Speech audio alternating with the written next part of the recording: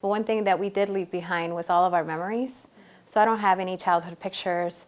I don't have any baby pictures. I don't have any of that. And those are precious moments that we can't bring back.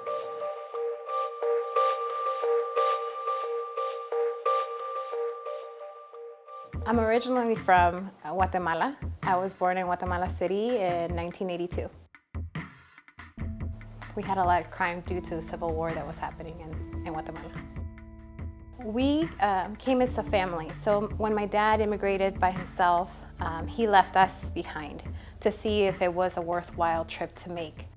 We had the blessing to be able to fly. We had a visa to come as a tourist. We moved to Inglewood, California. So we landed in LA. I didn't know where I was going. I just knew that I was going to go see my dad. I always recall the riots in LA. At least that's my story why we moved to Nebraska. Is my aunt's husband or boyfriend at that time, he got hit. His windows were broken in the car and he had to be hospitalized due to the riots. So due to the high crime rate, again, in Inglewood, California, we decided to move to Lexington. And Lexington had a meatpacking plant. In California, there were a high rate of Latinos there already. So speaking Spanish was not an issue. Going to the store and speaking Spanish was not an issue. Here, it was way different. The same example of going to the supermarket or going to a store, the same cashiers would yell at my parents because they thought that they couldn't understand because they didn't speak Spanish. So instead of speaking slower, they would yell at my parents. That was hard for me to understand, being a young immigrant, being a young child, and seeing a cashier yelling at my parents because they didn't speak the language.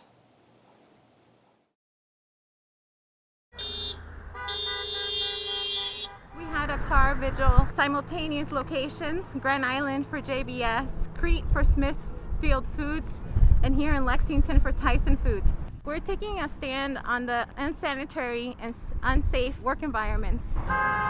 Currently, I'm starting a small nonprofit, and I'm also trying to become a community organizer within the state of Nebraska to be able to help advocate and empower a lot of our Latino friends and families that need representation within our state.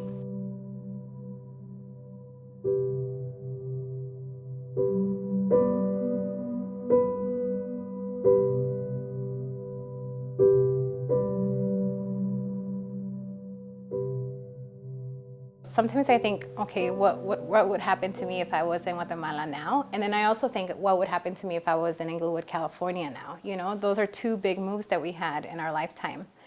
So in Guatemala, I don't know. I 100% don't know how my life would be. I can imagine it being maybe with fear at times because we still have a high crime rate in Guatemala City. And then I think about Inglewood, California, and the rate that we were going as middle school, we were getting pregnant, and/or we were involved in gangs. So I think it would be different because maybe potentially I would be pregnant in high school and maybe not follow my educational path. I would hope that would not be the case, but we never know. I'm grateful that my parents moved me from Guatemala to Inglewood, and I'm grateful that they decided to move us from Inglewood to Lexington, Nebraska.